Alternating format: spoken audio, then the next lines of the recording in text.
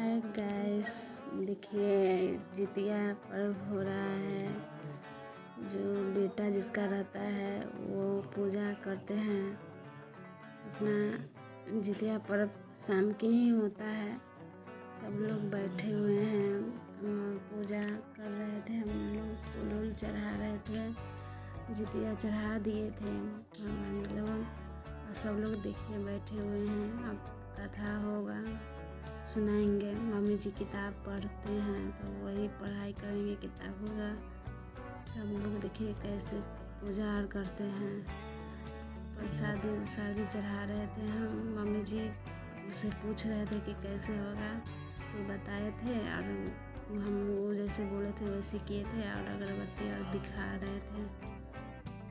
देखिए कैसे सब लोग चढ़ाए हुए थे प्रसादी वसादी। और जिनके बेटा होते हैं ना, वो अपना अपना जितिया खोल के वहाँ कलशा लगन रखते हैं।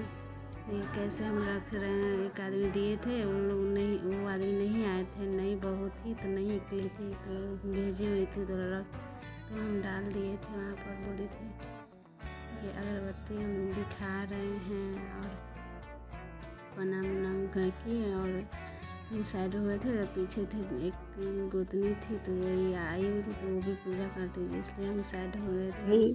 आवश्यकता नहीं है। कर रही है हे राजन, सप्तमी से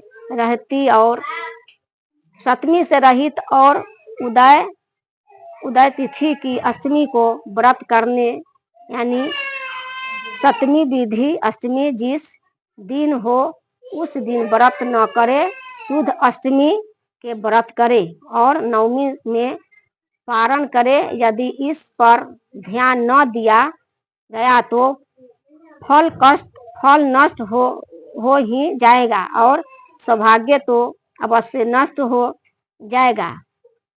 जीवित वाहन को इस तरह का वरदान देकर गरुड़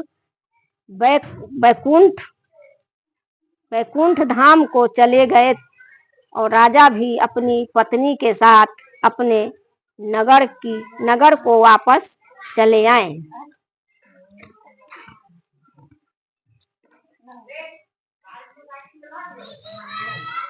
वे लोग बहुत दिनों तक जीवित रहे। धम्मे ने कहा कि पक्षीराज गरुड़ राजा को वरदान देकर स्वयं अमृत के लिए नागलोक चले गए।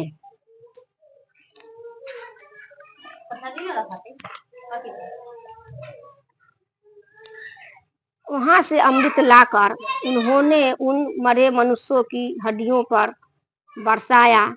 ऐसा करने से सब लोग जीवित हो गए जिनको कि पहले गरुड़ ने खाया था। राजा के त्याग और गरुड़ को कृपया से वहां बालों का बहुत कष्ट दूर हो गया।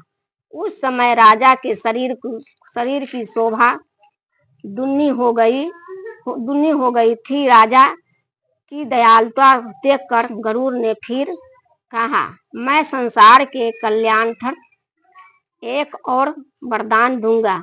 आज आश्विन कृष्ण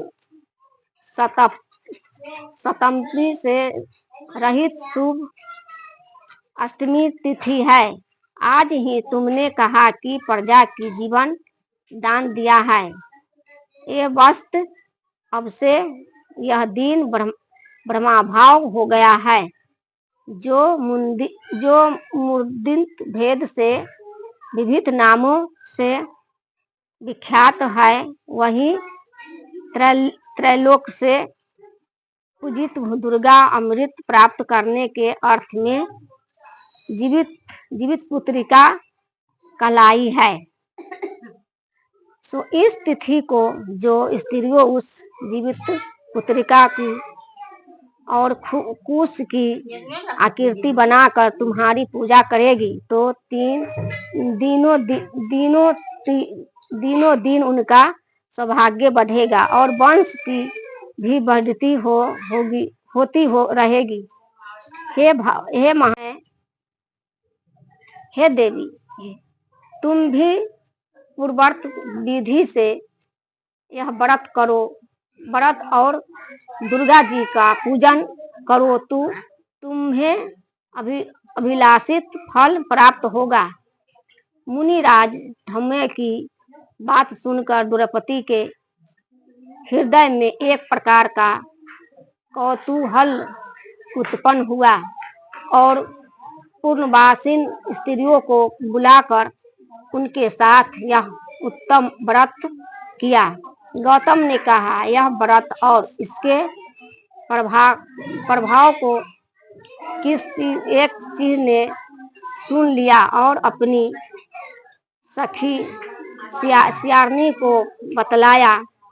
इसके बाद पीपल वृक्ष की शाखा पर बैठकर वह चिन्ह और उस वृक्ष के खोते में बैठकर सियारनी ने भी व्रत किया।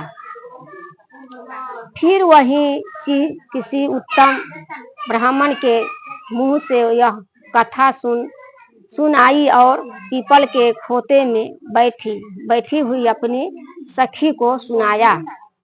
सियारनी ने आधी कथा सुनी थी कि उस भूख लग गई और वह उसी समय सबसे भरे हुए शमशान में पहुंची।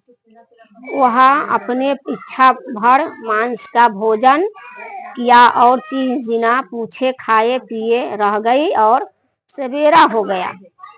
सवेरे वह गौशाला में गई और वहां गौ का दूध पिया। इस तरह नवमी को उसने पारण किया। कुछ दिनों बाद वे दोनों मर गई और अयोध्या